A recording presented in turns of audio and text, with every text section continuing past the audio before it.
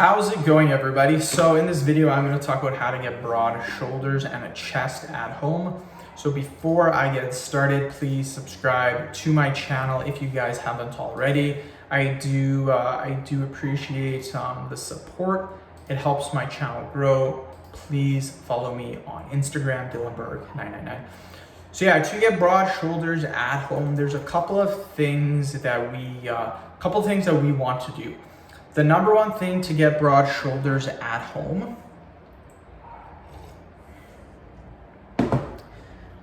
is to make sure, and chest, we'll talk about broad shoulders and chest too, is to make sure that we're performing exercises that we can overload on.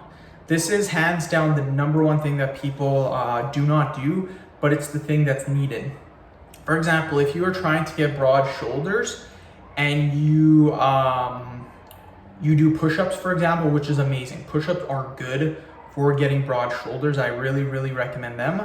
But the thing that you have to realize with push-ups is that you need to overload on them. You can't do the exact same thing over and over again and expect to get just jack shoulders. You need to make sure that you're doing some sort of overload.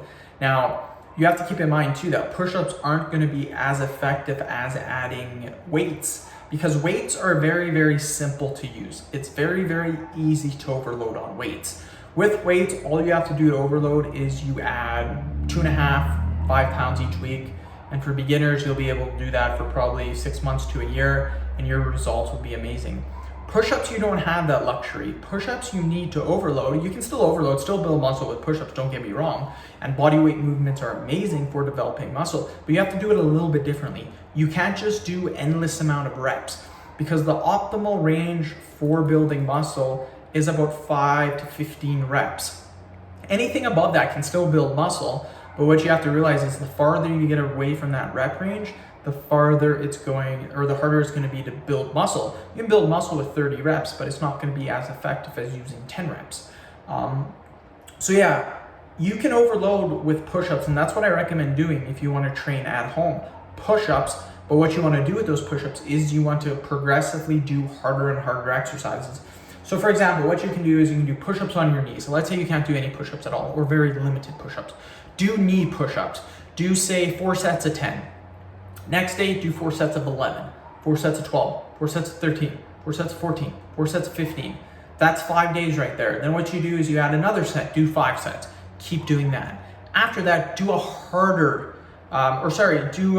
slower time under tension. So if you're doing your push-ups and it's taking you like 2 seconds to do them, you're doing them super fast, take 3 or 4 seconds to do them. Do them slower. This is another way of overload too.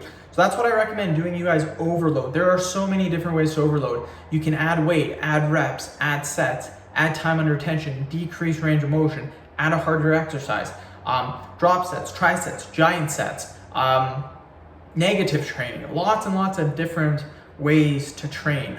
So that's what I recommend doing. End of video. Thank you so much for watching. Please subscribe to my channel if you haven't already. Please follow me on Instagram, Dillenberg999.